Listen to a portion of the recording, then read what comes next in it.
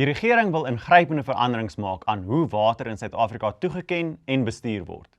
Die Nasionale Waterwysigingswetsontwerp van 2026 sal nie net boere raak nie, maar elke Suid-Afrikaner wat afhanklik is van water vir voedsel, ekonomiese groei en ontwikkeling.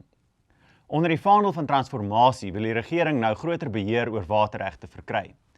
Van die belangrikste veranderings is dat privaat verhandeling van watergebruiksregte verbied sal word, ras 'n groter rol sal speel in die toekenning van waterregte, bestaande waterregte deur 'n gebruik dit of verloor dit beginsel ingekort kan word en die minister groter beheer oor watergebruikersverenigings sal kry. Die vraag is egter of hierdie wysigings werklik die probleme oplos wat hulle veronderstel is om op te los. Na byna 30 jaar is baie van die bestaande meganismes in die Nasionale Waterwet om billike toegang tot water te bevorder steeds nie ten volle toegepas nie.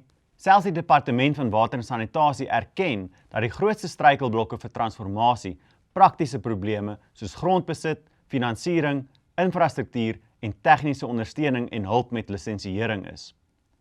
Eerder as om hierdie werklike knelpunte op te los, wil die regering nou groter staatsbeheer oor watergebruik instel en water op rassegronde reserveer. Transformasie is 'n belangrike grondwetlike doelwit, maar wetgewing moet steeds op feite berus en rasioneel verband hou met die probleme wat dit probeer oplos. As die regering na byna 30 jaar nie die bestaande wet behoorlik kon toepas nie, waarom moet hy nou nog groter magte kry? Daarom vra AfriForum dat elke boer, watergebruiker, besigheid en lid van die publiek sy of haar stem laat hoor. Besoek waterkrisis.co.za, teken ons petisie en stuur jou kommentaar aan die parlement voordat die regering groter beheer oor jou waterregte verkry.